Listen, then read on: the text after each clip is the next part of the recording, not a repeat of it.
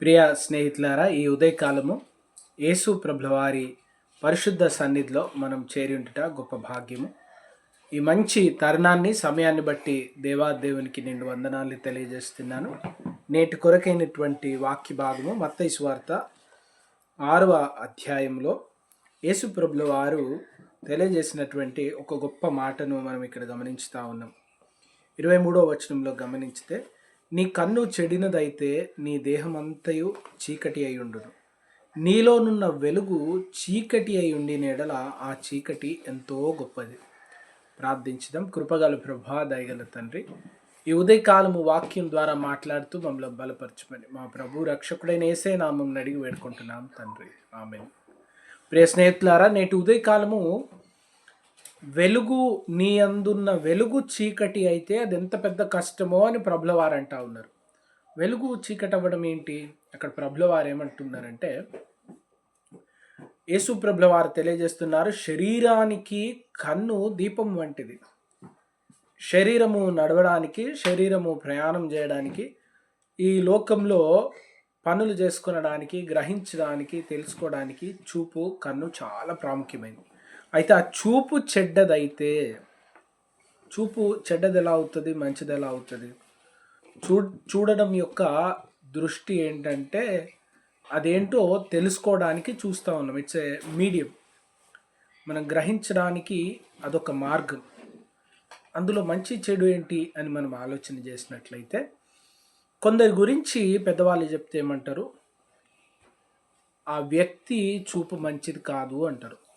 మనం చూపు అంటే చూడడమే అనుకుంటున్నాం, కానీ ఆ చూపు మంచిది కాదు అంటారు. అంటే కొందరిలో అసూయ ఉంది, కొందరిలో కోపం ఉంది, కొందరిలో మోహం ఉంది, కొందరి చూపులో చెడు ఆలోచన, తలంపు ఉంది. అంటే చూపు ఒక్కటి కాకుండా చూపుతో తలంపు కలిసిపోతూ ఉంది.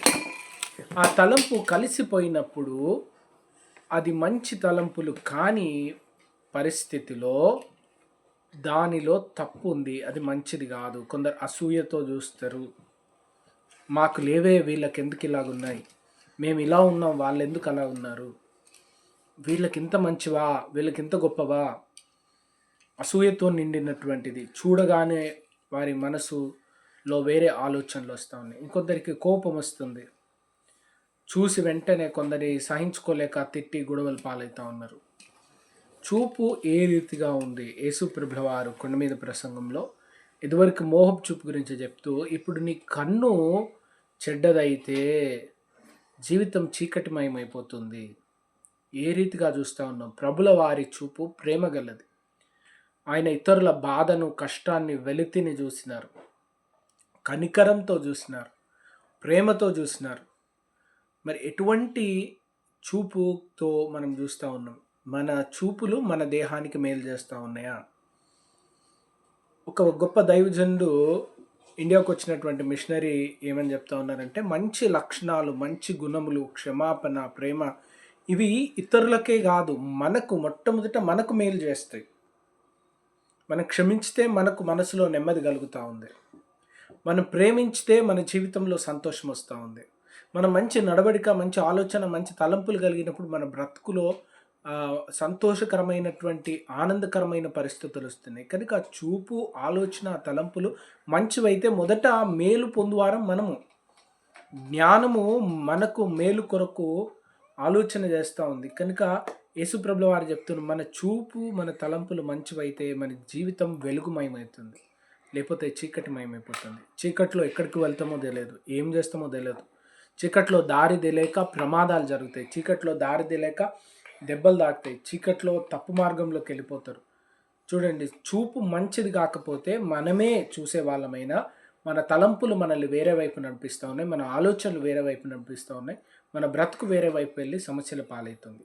కనుక మన చూపు మంచిదై దేవుని దృష్టికి అనుకూలమైనదై ఉండున్నట్లుగా దేవుడు తన కృప దయచేయను గాక. ప్రార్థించుదాం. కనికరం గల ప్రభువా, వాక్యానుసారంగా జీవించే మనసు దయచేయండి. వాక్యం విన్న బిడ్డలందరినీ దీవించమని యేసుపేట ప్రార్థిస్తున్నాం తండ్రి, amen. God bless you all.